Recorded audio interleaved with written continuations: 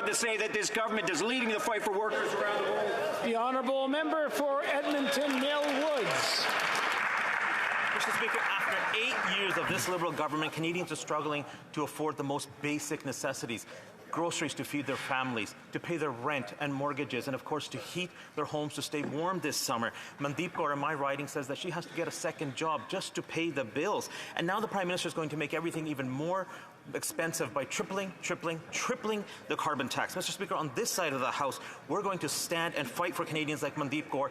We will ensure that they will turn off the carbon tax so they can continue to heat their homes. The Honourable Minister. Mr. Speaker, let's talk about the Conservative record on taxes. Our government cut taxes on middle-class Canadians twice. The Conservatives voted against. We cut taxes on the hardest-working class Canadians 3 times, and the Conservatives voted against. We reduced taxes on small businesses, Mr. Speaker, and true to form, the Conservatives voted against.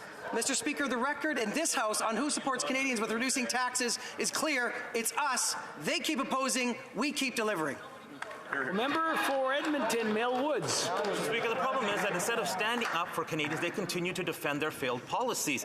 The fact is that through the carbon tax, they have not met any environmental standard or target that they set themselves. The Bank of Canada governor admitted that the carbon tax, the Prime Minister's carbon tax, actually contributed to the inflation crisis that we're in right now. And the Parliamentary Budget Officer says that households will pay more in carbon tax than they will get back in rebates. The Liberals continue to push these failed policies with the carbon tax that doesn't even work. Will they fight with us, Mr. Speaker? We're going to continue to fight until they turn off that carbon tax so Canadians can. The Honourable Minister of the Environment.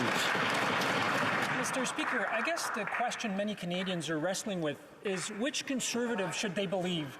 The Conservative who, during the last election campaign, said they believe in climate change, and they believe in climate change so much that they would put in place a price on pollution, or the Conservatives today who say they don't believe in either climate change or doing anything about it, let alone putting a price on pollution, Mr. Speaker. That is the question that many Canadians are struggling with.